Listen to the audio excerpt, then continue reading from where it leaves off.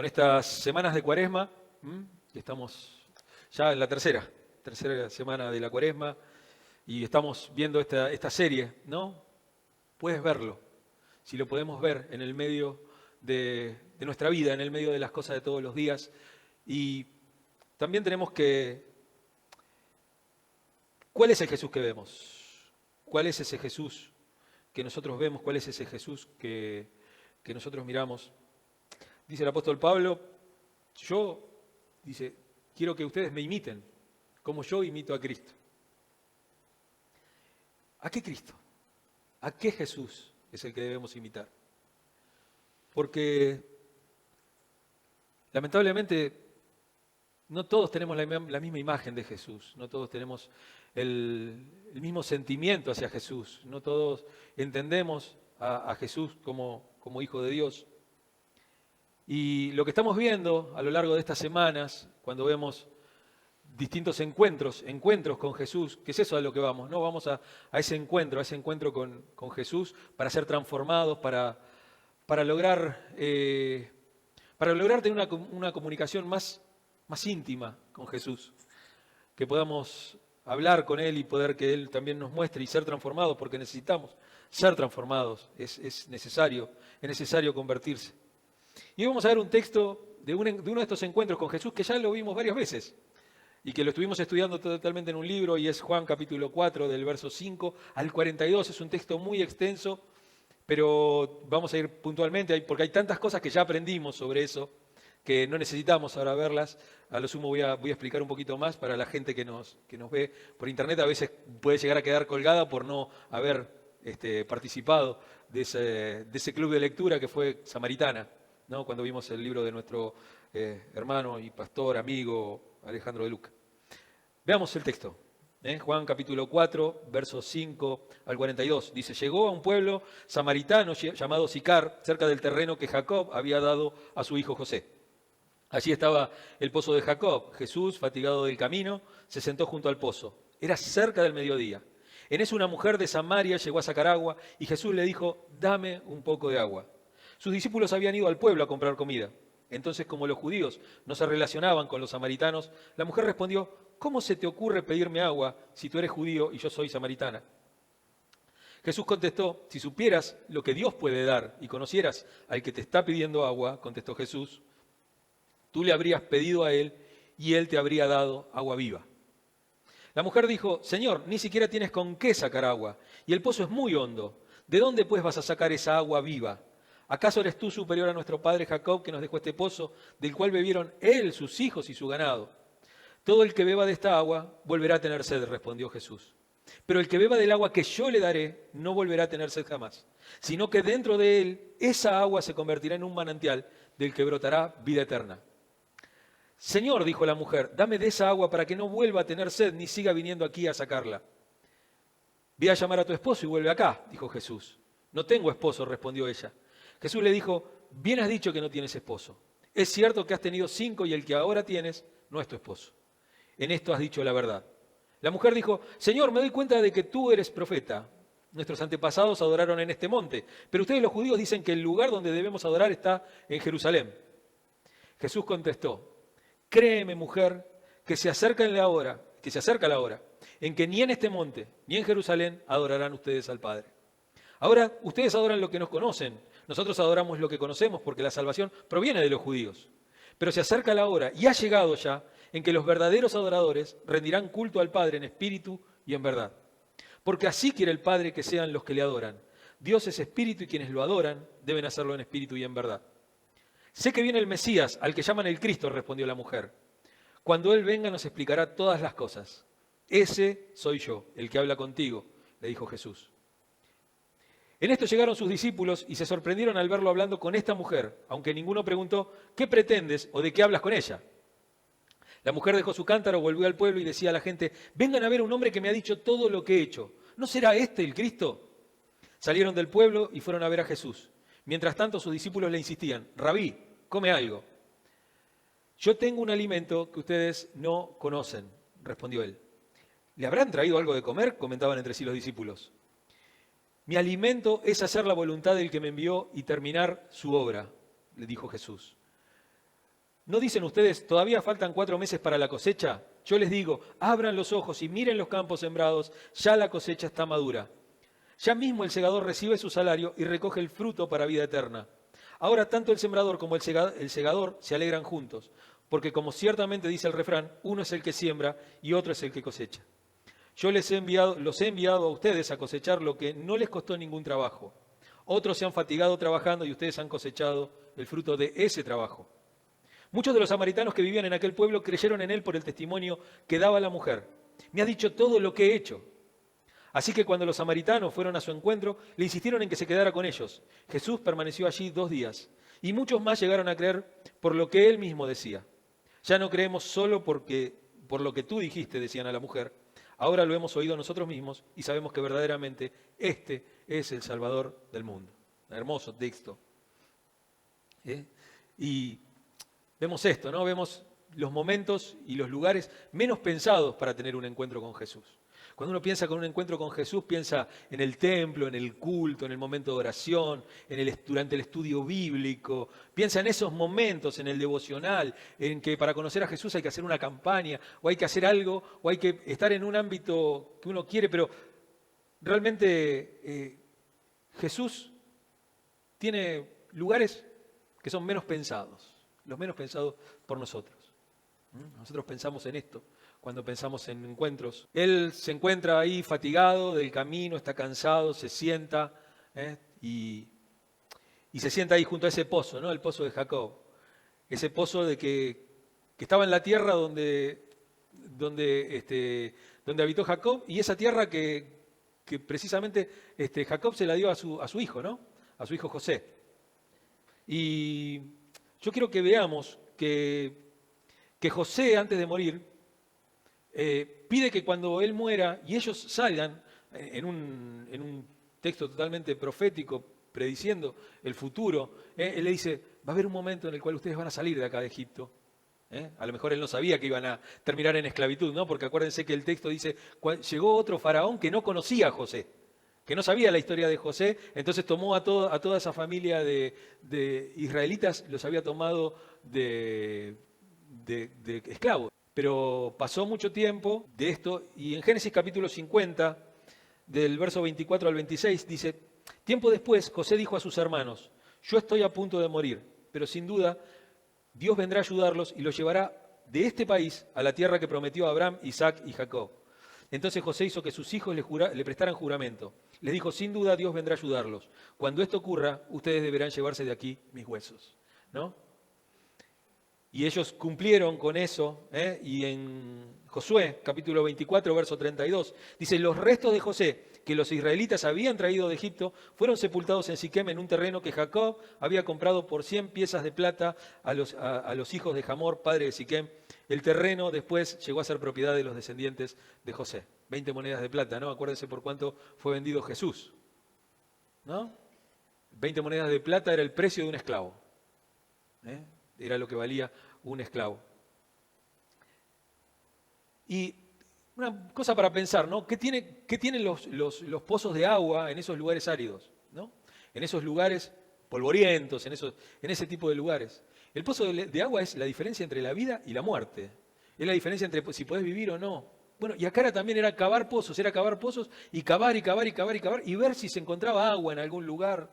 No, había distintas formas, pero este pozo es parte de esos pozos que, miren, Génesis capítulo 26, en el verso 18 dice, abrió nuevamente los pozos de agua que habían sido cavados en tiempos de su padre Abraham y que los filisteos habían tapado después de su muerte.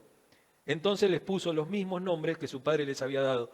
No, había cavado muchos pozos Abraham, y cuando él murió los filisteos habían tapado todos los pozos, y entonces ellos lo habían vuelto a destapar. Una fuente de agua en el desierto, en el medio del sequedal, es oro, es oro. No podés hacer nada sin agua.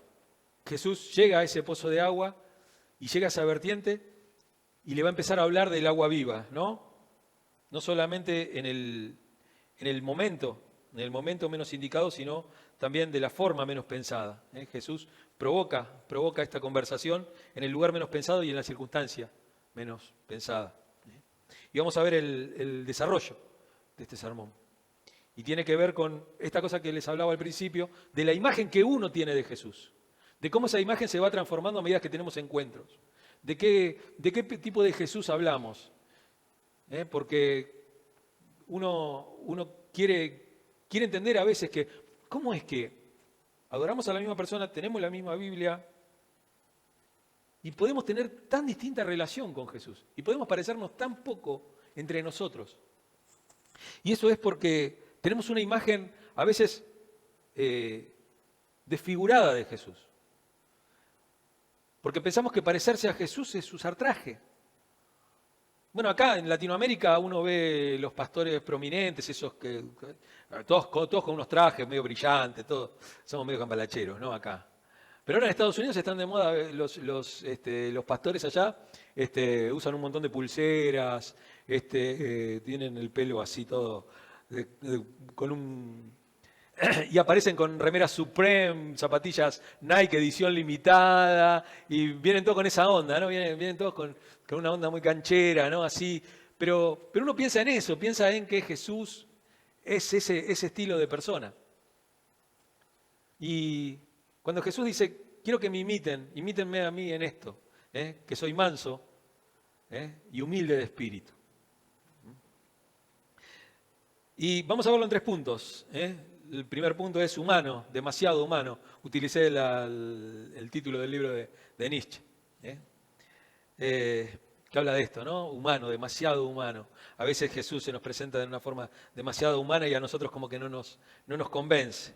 El segundo punto es abrir los ojos, abriendo los ojos. Jesús nos va a limpiar la mirada, nos va a limpiar la vista, como un colirio fresco con esa agua.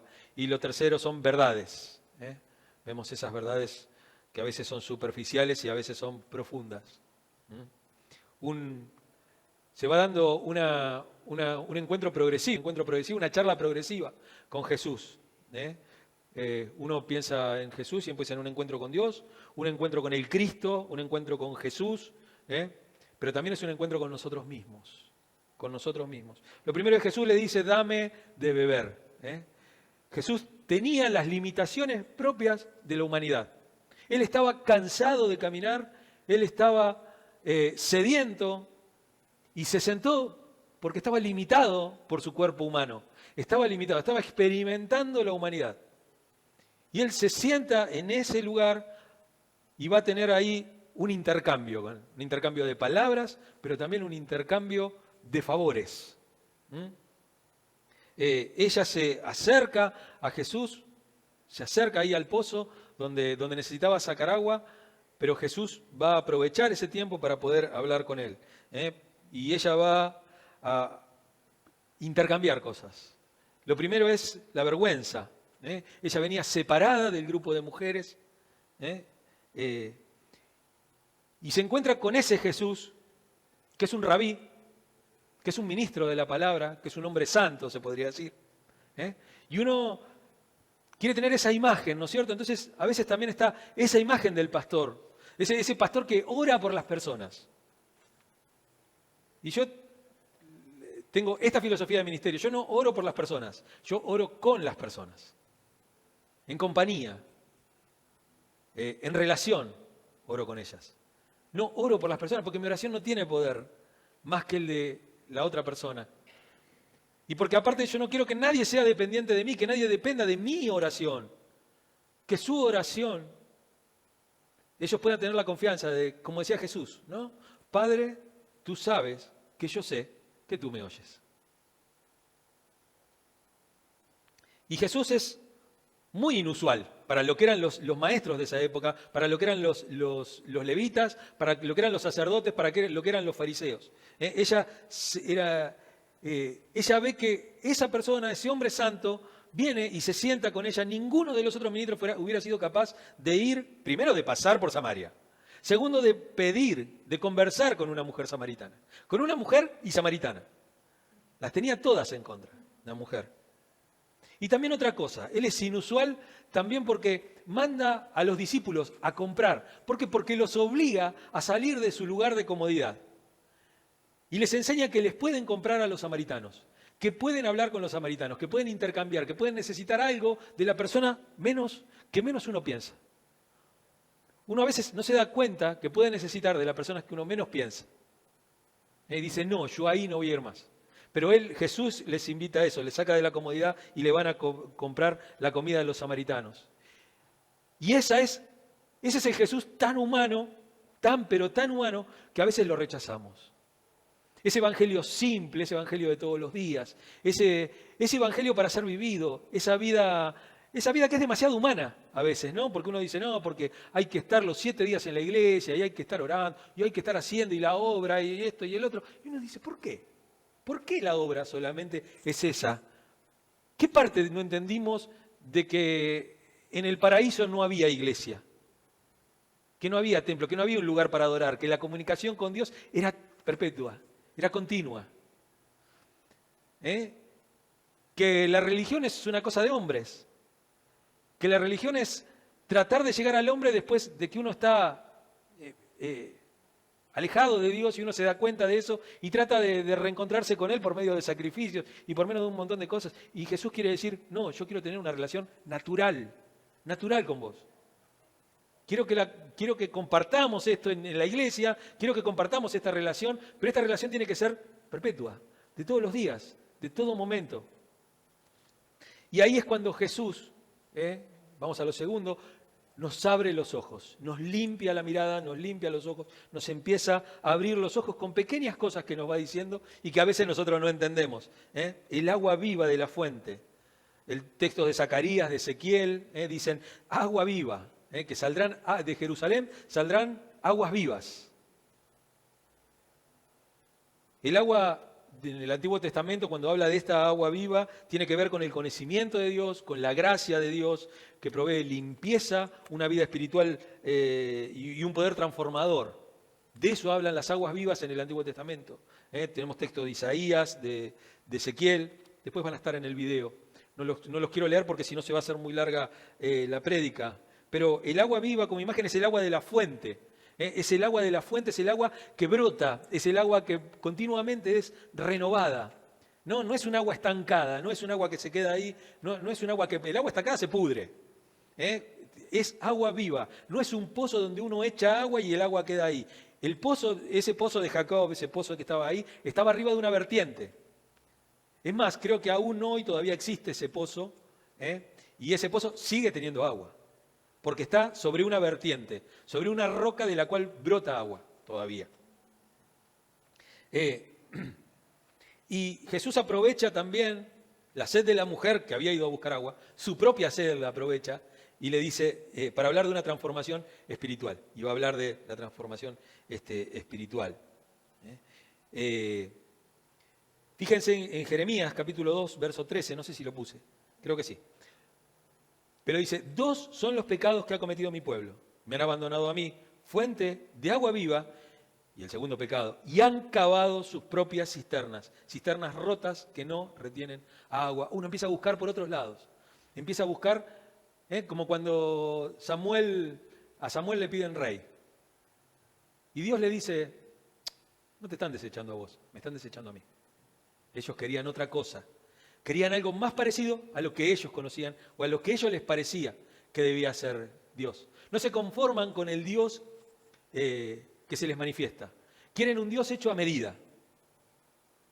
Querían, como el pueblo que salió de Egipto, no querían un Dios que se manifieste a través de leyes, ni siquiera ya les interesaba ni la nube, ni la columna de fuego, nada. No, querían algo que pudieran adorar, porque la columna, porque la nube los tapaba, tenían una relación con él, pero no, ellos querían algo visible, algo que ellos pudieran palpar. Bueno, vamos a hacer un becerro de oro. ¿No? Y siempre hay un Aarón para construir un becerro de oro a cambio de plata, ¿no? A cambio de dinero. Entonces, uno tiende a pensar, si su ministerio es parecido al de Aarón, uno tiende a pensar, bueno, si la gente me está pidiendo esto, vamos a darle esto. Vamos a hacer charlas motivacionales, ponemos unas danzarinas acá adelante, oscurecemos toda la iglesia, ponemos una luz acá arriba nada más y que cada uno experimente. Entonces, eso es lo que nos pasa cuando a veces nos encontramos. El agua tiene que ser agua viva, agua del nacimiento, con vida. ¿no? Cristo nos invita a ese... Y como se ve que a esta mujer no le caía la ficha, vamos al tercer punto, y es acerca de las verdades. Jesús le va a contar un par de verdades. Empieza primero confrontándola. Ve, llama a tu marido y vuelve acá. La mujer no se da cuenta de que Jesús le está hablando de las necesidades espirituales, que le está hablando de algo espiritual, de algo muy profundo, de algo muy pero muy profundo, sino que ella lo único que quiere y lo único que pretende de Jesús es: dame de esa agua, así yo no tengo que pasar más vergüenza, no tengo que venir más a buscarla acá. Señor, así yo ya no me tengo que forzar en venir acá, así yo no tengo que forzarme en cambiar la vida. Dame esa agua viva para que yo no tenga sed nunca más. Estaba dispuesta prácticamente a un pase de magia, ¿no? A que, bueno, a partir de ahora no tenés más sed. Listo. Y Jesús quiere ir más allá, quiere ir más allá. Él la confrontó con una verdad superficial, moral, lo de afuera, ¿no? Ve y busca a tu marido, ¿cuántos maridos tuviste? Todas esas cosas, ¿no? Y habla un poco de la conversión y de la limpieza, la limpieza del pecado. Y ahí viene, Jesús va a tratar de darle una versión más profunda, una verdad más profunda. Le dice: porque 5 maridos tuviste, el que ahora tienes no es tu marido. Y fíjense cómo es esto de recuperar la vista y de poder ser lavado, de poder ser transformados, que ella empieza a discernir, ¿no? Toda esta serie de maridos legítimos, ilegítimos. Y ella le dice: Señor, veo que eres profeta. Veo que eres un profeta. Pero no le está diciendo: vos eras el profeta que ibas a venir. Si uno ve en un texto, Juan capítulo 1, 21 al 25, el pueblo le había preguntado, ¿no? ¿Quién eres entonces? Le preguntaron. ¿Acaso eres Elías? No lo soy. ¿Eres profeta? No lo soy. Entonces, ¿quién eres? Tenemos que llevar una respuesta a los que nos enviaron. ¿Qué dices de tú mismo? Esto está hablando Juan el Bautista, perdón porque no lo dije de entrada, ¿no? Juan el Bautista es el que está contestando a esto, ¿no? Con el mismo. ¿Sos un profeta? ¿Sos el profeta que había de venir? ¿Sos Elías? ¿Qué dices de ti mismo? Juan respondió con las palabras del profeta Isaías: yo soy una voz que grita en el desierto, enderecen el camino para el Señor. Los que habían sido enviados eran de los fariseos. Ellos preguntaron: pues si no eres el Cristo, ni Elías, ni el profeta, ¿por qué bautizas? Esa era la pregunta. Pero esta mujer no le pregunta eso, le dice: ¿qué sos, adivino? Es eso lo que le está diciendo, No le está diciendo: eres profeta, eres un profeta enviado de Dios. No, le daba lo mismo la pitonisa, el profeta, Balaam. Era exactamente lo mismo para la mujer. La mujer decía: me doy cuenta que sos adivino, o que sos mágico, sos un curandero, un mano santa, alguna cosa por el estilo. Ella piensa en eso. Mucha gente se acerca a Jesús y cuando le son develados los pecados, que uno lo ve, que uno conoce, que uno sabe, y a lo mejor el pastor va y lo cuenta, ¿viste? Como si, me lo reveló Dios. No, flaco, hay cosas que se caen de madura. Y Jesús le muestra algo que se cae de maduro, que está ahí: sos adivino, esto, ¿no? Y uno quiere saber el futuro y entonces se engancha, pero ahí Jesús, no dice el profeta esperado ella dice: vos sos profeta, Y ahí es cuando él le va a contar algo mucho más profundo, mucho más profundo.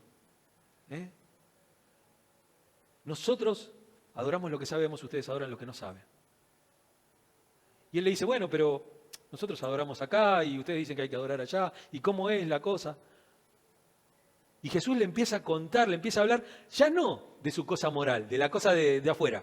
Le empieza a hablar de lo interno y le empieza a hablar de cosas celestiales y le empieza a hablar de cosas tangibles. Basta, se acabó toda esta parafernaria de sacrificio continuo ahí en el templo, de tener que ir a poner plata, de tener que ir a pagarle al que vende las palomas, a tener que cambiar tu moneda por la moneda del templo, y los negociados y todo eso. Y toda esa cosa exterior, externa, que no tiene nada que ver con lo que hay en lo profundo del corazón. Yo te voy a mostrar algo que te va a dejar impactada. No vas a adorar acá, no vas a adorar en el templo de Jerusalén. Jesús es claro con eso, dice: el templo de Jerusalén no se va a adorar más. Está diciendo y está profetizando que un par de 30 años después, 40 años después, el templo iba a estar destruido, ¿no? Y miren que pasaron 2000 y pico de años y el templo sigue destruido, ¿no? Ese templo no está, no existe. Pero necesitamos seguir adorando, necesitamos tener una... Y Jesús le dice: bueno, te quiero hablar sobre esto, sobre una verdad profunda. Romanos capítulo 9, versículos 4 y 5, dice, el pueblo de Israel, de ellos son la adopción como hijos, la gloria divina, los pactos, la ley, el privilegio de adorar a Dios y el de contar con sus promesas. De ellos son los patriarcas y de ellos, según naturaleza humana, nació Cristo, quien es Dios sobre todas las cosas, alabado sea por siempre. Amén. Todo esto que yo te estoy contando proviene de los judíos, pero el final de todo soy yo. Yo soy el Cristo, yo soy ese que vos decís. Y él le dice, Dios es espíritu y los que adoran deben hacerlo en espíritu y en verdad. Tienen que hacerlo de corazón. No son caretas, no son la manito. No es eso. Está bien que levantemos la mano, está bien que si querés arrodillarte, que lo que uno quiera, como uno quiera, no hay posición para adorar a Dios. No es que la antena si no funciona. No, Dios lo que quiere es que le adores realmente. Y como hablábamos al principio de la reunión, ¿no? Prioridades. ¿Cuáles son tus prioridades en la vida? ¿Cuáles son tus prioridades con Dios? Si Dios es tu prioridad, o sea, hay un montón de cosas, una lista larguísima delante de Dios. Y él le dice, cuando él le empieza a contar eso,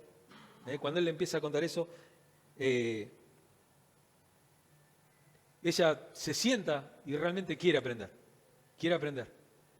Y le dice, nosotros sabemos que va a venir el Cristo. Y Jesús ahí le responde, le dice, ese soy yo, el que está hablando con vos. ¿Qué nos pasa a nosotros con la palabra? Nosotros y la palabra. Lo primero es esta respuesta de Jesús.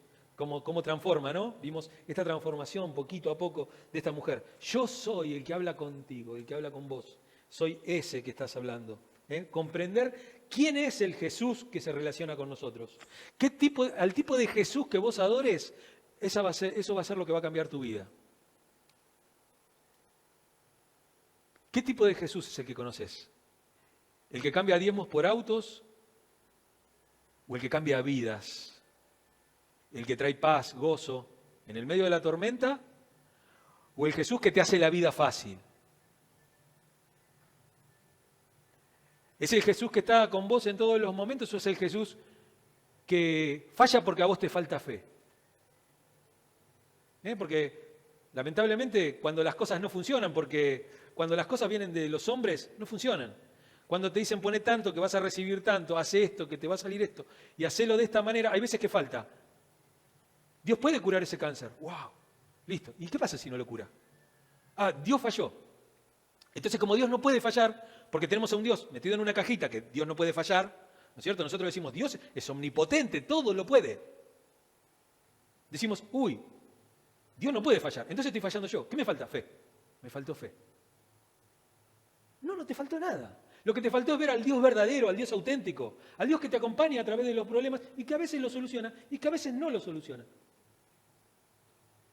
Y que a veces hay cosas que te pasan en la vida que son producto de tus malas decisiones o de tus buenas decisiones y que Dios las acompaña y que Dios las utiliza. ¿Eran parte del plan divino de Dios escrito en el libro de la vida? No. Son cosas que decidiste en el momento, que cambiaron en el momento y Dios las utiliza igual. No tenemos que encontrarle a todo en la vida el propósito de Dios como si tuviera todo escrito. Las cosas que están escritas ya fueron escritas y están escritas en la palabra de Dios y ahí es donde las podemos ver.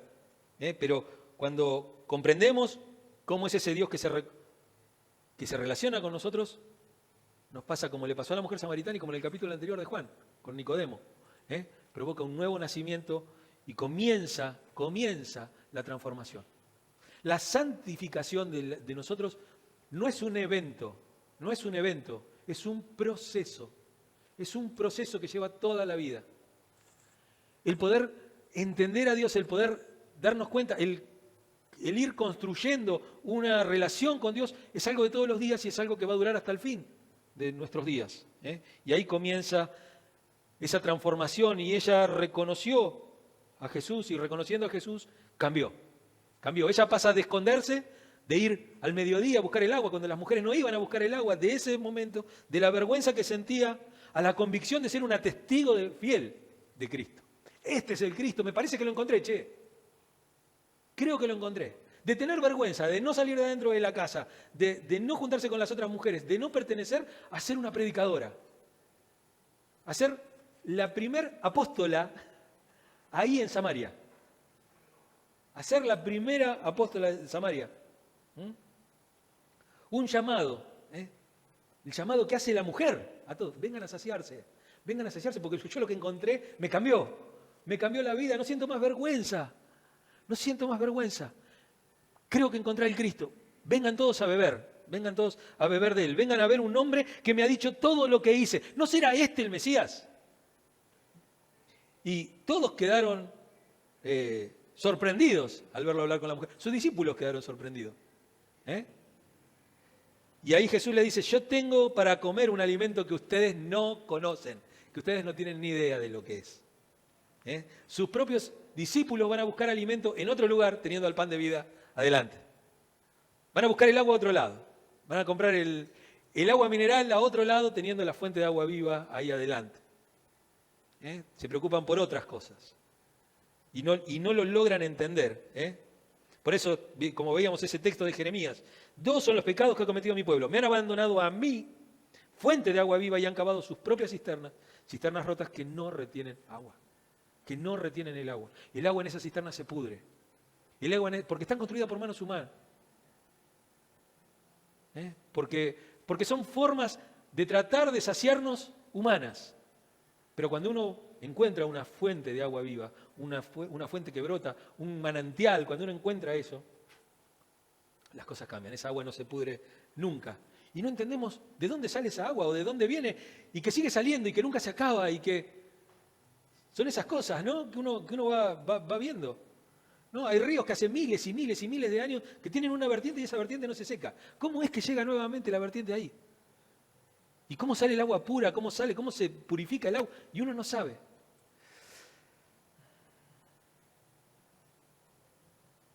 Porque están nuestras fuentes y la fuente. Es Él. Lo tercero es la comisión. Tiene que salir con una comisión. Salen a predicar, los lugares de testimonio. Jesús le dice, miren, recién hablé con esta mujer, estoy seguro que se los contó. Juan no lo cuenta, pero porque se le hacía larga la historia. Pero dice, esta mujer va a ir a predicar.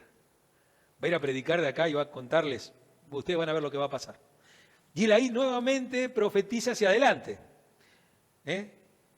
Les habla de, levanten los ojos y miren los campos. Miren los campos. Porque ya están listos para decir. Ustedes dicen, falta 4 meses para... Ya están listos. Y ustedes van a levantar una cosecha que ustedes no sembraron. Y recuerden ustedes que Jesús, cuando resucita, les dice, quédense en Jerusalén hasta que reciban, y después vayan y prediquen Jerusalén, Samaria, y se los nombra. Todo eso que la mujer sembró, todo eso que Cristo sembró, lo iban a recoger los apóstoles, que no habían sembrado y que no habían trabajado en nada para eso. Por eso dice que los campos son blancos, ya están listos para la siega. Uno piensa a veces, no, ¿qué pasa con esto de que no, la cosecha está lista? No, porque está difícil, porque esto no. Hay muchos que sembraron, porque hay sembradores y hay segadores. Y cosechamos lo que no sembramos. Y a veces sembramos lo que no vamos a cosechar. Lo que vos sembrás, mañana lo puede cosechar otro. Pero sos parte del proceso. Sos parte del proceso. No te desesperes por ver los resultados. Desesperate por hacer lo que tenés que hacer, por hacer bien tu trabajo. Y lo último es que somos transformados. Somos transformados, nuestros ojos son limpiados, entendemos todas estas cosas y nos damos cuenta que Él verdaderamente es el Salvador del mundo, como dijeron. Ella, la mujer samaritana, fue convencida y convincente. Ella fue convencida, se convenció de que Jesús era el Cristo. Aquellas personas que ella le predicó creyeron por ella, pero también creyeron por Él, cuando vieron. Tu testimonio a veces puede ser muy grande, puede ser muy grosso, pero hasta que la persona no vive esa experiencia, no la logra comprender. Creyeron en Él y Él se quedó con ellos 2 días y comió con ellos. Juan capítulo 14, versos 22 y 24 dice, Judas, no el Iscariote, no el entregador de Jesús, le dijo, ¿por qué, Señor, está dispuesto a manifestarte a nosotros y no al mundo? Le contestó Jesús, el que me ama a mí, obedecerá mi palabra y mi Padre lo amará. Vendremos a él y haremos nuestra morada en él. El que no me ama no obedece mis palabras. Pero estas palabras que ustedes oyen no son mías, sino del Padre que me invitó, que me envió. Es la fuente de la cual saca esas palabras es Dios mismo. No son ni siquiera de Él, no son ni siquiera de su humanidad, por decirlo de alguna manera. No son del Jesús hombre, son del Jesús Dios. Son de las conversaciones que Él en la eternidad habrá tenido con el Padre. Y esas son las cosas que Él cuenta. Los samaritanos empezaron primero por la mujer. ¿No será este el Mesías? Después los samaritanos van y dicen, verdaderamente este es el Salvador del mundo. Qué bueno es cuando entendemos a este verdadero Cristo y este Cristo viene y habita junto con el Padre y con el Espíritu, habita en nosotros y come con nosotros y nos alimenta y nos sacia. Por eso esta prédica se llama saciados, estar saciados. Necesitamos estar saciados. Vimos el primer sermón, aventurarse. Había que salir, hay que salir de la comodidad. Uno tiene que ser un aventurero, tiene que aventurarse a salir. Vimos la semana pasada transformarse, ver la gloria de Dios y poder transformarse. Somos transformados, como dice 1 Corintios, somos transformados de gloria en gloria, como en un espejo. Y hoy vemos que debemos ser saciados, que nuestra sed debe ser saciada por el verbo de vida. Amén.